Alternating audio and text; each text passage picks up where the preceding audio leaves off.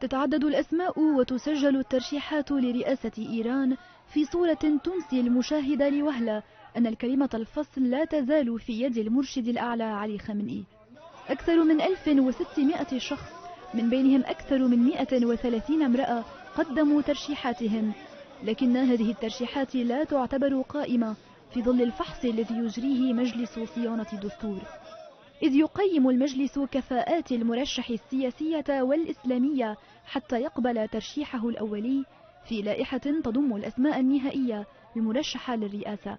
لائحة المرشحين التي سيعلنها المجلس في 27 من الشهر الجاري أو قبلها بأيام لن تضم أسماء يعترض عليها خامنئي، وهو ما تؤكده تجارب الانتخابات السابقة، إذ يؤكد مراقبون أن مرشد الجمهورية الإيرانية وكل محمود أحمد نژاد بالرئاسة سابقا، وانقلب عليه عند دعمه حسن روحاني في الانتخابات الأخيرة، رافضا العزلة الدولية التي وقعت إيران فيها في عهد نژاد.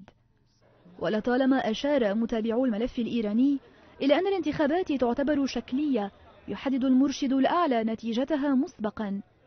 هذه الصورة ترفع من حظوظ إبراهيم رئيسي الذي يوصف بالتشدد للفوز بالرئاسة في ظل العلاقة الوثيقة التي تربطه بخامنئي. من جهته قد يدفع الرئيس السابق نژاد ثمن ترشحه على عكس رغبة خامنئي عبر غياب اسمه عن لائحة المرشحين لرئاسة البلاد بدءا من 19 من الشهر المقبل. وفي كل الأحوال لا يخفى على كثيرين وهم الديمقراطية الذي يسعى إلى رسمه حراس الثورة بشأن عملية اختيار الرئيس، لا سيما وأن الأمر والنهي يبقيان في يد المرشد ومن حوله حتى لو لم يصب في مصلحة المواطن الإيراني.